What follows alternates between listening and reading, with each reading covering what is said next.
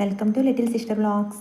నేనైతే ఈరోజు మీకు మునక్కాయలో పాలు పోసి కర్రీ అనేది ఎలా ప్రిపేర్ చేయాలో చూపిస్తానండి.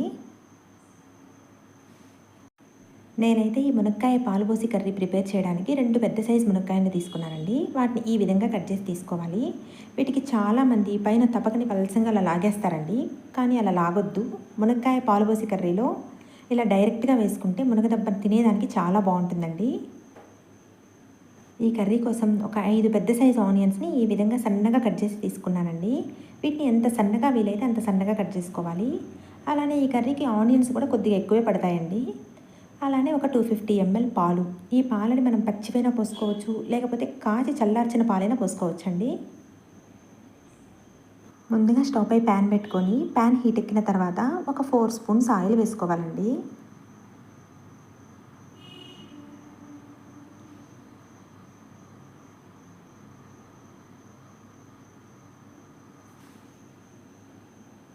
ఆయిల్ హీట్ ఎక్కిన తర్వాత ఆవాలు జీలకర్ర వేసుకోవాలండి.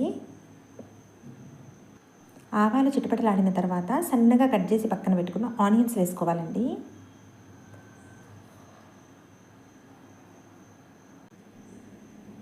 ఆనియన్ అనేది పూర్తిగా కలర్ చేంజ్ అయ్యే వరకు ఫ్రై చేసుకోవాలండి.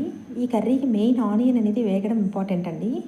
ఆనియన్ సాఫ్ట్గా అయ్యాక కూడా కొద్దిగా కలర్ చేంజ్ అయ్యే వరకు ఫ్రై చేసుకోవాలి.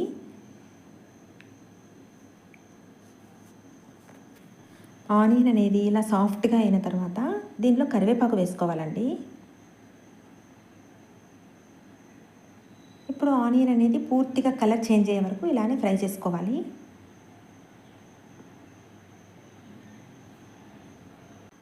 ఆనియన్ అనేది ఈ విధంగా పూర్తిగా కలర్ చేంజ్ అయిపోవాలండి. కొద్దిగా గోల్డెన్ బ్రౌన్ వచ్చేస్తుంది. ఇప్పుడు మనం ముందుగా పక్కన పెట్టుకున్న మునక్కాయ దెబ్బలు వేసుకోవాలండి.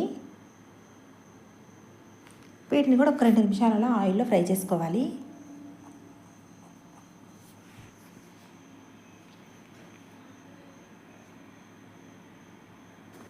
అలానే రుచికి సరిపడా ఉప్పు, ఒక 1/4 టీ స్పూన్ పసుపు, అలానే 1 స్పూన్ కారం. ఈ కర్రీకి ఉప్పు కారం అనేది కొద్దిగా తక్కువగానే పడతాయండి, ఎందుకంటే మసాలాలు చింతపండు పులుపు ఏమీ వేయట్లేదండి. అందువల్ల ఉప్పు కారం అనేది కొద్దిగా తక్కువే పడతాయి. ఇలా ఉప్పు కారం వేసుకున్న తర్వాత వీటన్నిటిని మిక్స్ అయ్యేలా ఒక 2 నిమిషాలు అలా ఫ్రై చేసుకోవాలండి.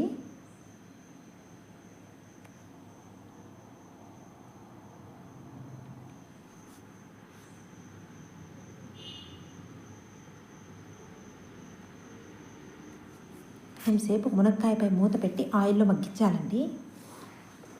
ఇప్పుడు ఒక్కసారి మూత తీసి చెక్ చేసుకుందామండి. ఇలా ఒక 5 నిమిషాల పాటు మూత పెట్టి ఆయిల్లో మగ్గించడం వలన మునక్కాయని కర్రీ టేస్ట్ అనేది చాలా బాగుంటుందండి.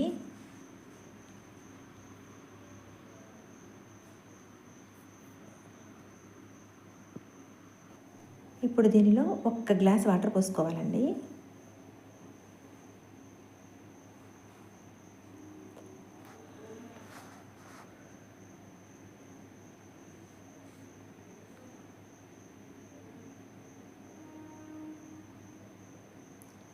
ఇలా వాటర్ పోసుకున్న తర్వాత ఇప్పుడు ప్యాన్పై మూత పెట్టి మునక్కాయని బాయిల్ చేసుకోవాలి. మధ్య మధ్యలో ప్యాన్పై మూత తీసి చెక్ చేస్తూ ఉండాలండి. ఒకవేళ ఈ కర్రీలో మనం పోసిన వాటర్ అయిపోయాయి, కానీ మునక్కాయ ఇంకా బాయిల్ అవ్వలేదు అనిపిస్తే ఇంకొద్దిగా వాటర్ పోసుకొని మళ్ళీ మూత పెట్టి మునక్కాయని బాయిల్ చేసుకోవాలి. ఇంకా మునక్కాయ అనేది బాయిల్ అవ్వలేదండి, మళ్ళీ మూత పెట్టి బాయిల్ చేస్తున్నాను. మళ్ళీ ఒక్కసారి ప్యాన్పై మూత తీసి చెక్ చేసుకుందామండి. ఇలా మధ్య మధ్యలో మూత తీసి చెక్ చేస్తూ మూత పెట్టుకుంటూ బాయిల్ చేసుకోవాలండి, లేకపోతే కర్రీలో వాటర్ కానీ అయిపోయాయంటే కర్రీ అడగంటిపోతుంది. అలానే మునక్కాయ బాయిల్ అయిందో లేదో చెక్ చేసుకుందాం. చూడండి, మునక్కాయ అనేది సాఫ్ట్గా బాయిల్ అయిపోయింది. ఇప్పుడు మనం ముందుగా పక్కన పెట్టుకున్న పాలు పోసుకోవాలండి. ఈ పాలని మనం పచ్చివైనా పోసుకోవచ్చు, కాసినవైనా పోసుకోవచ్చు అండి. నేనైతే పచ్చి పాలు పోసుకుంటున్నాను.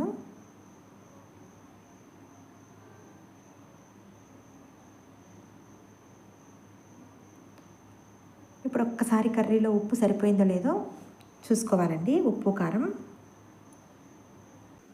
ఈ కర్రీలో ఉప్పు తగ్గిందండి, కొద్దిగా ఉప్పు వేస్తున్నాను. కారం అయితే కరెక్ట్గా సరిపోయింది. ఉప్పు కారం అనేది చాలా తక్కువ పడతాయండి కర్రీకి, చూసి వేసుకోవాలి. ఇక కర్రీపై మూత పెట్టాల్సిన అవసరం లేదండి. ఈ పాలు ఇవన్నీ మిక్స్ అయ్యేలా మొత్తం బాయిల్ అవ్వనిచ్చి కాసేపు అలా ఉంచి స్టవ్ ఆఫ్ చేసుకుంటే సరిపోతుంది.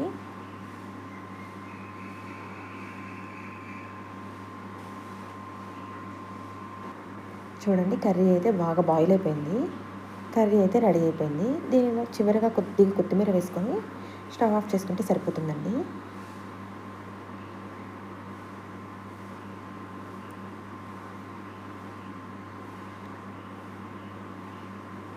అంతే అండి. ఇప్పుడు దీన్ని వేరే దాంట్లోకి సర్వ్ చేసుకుందాం.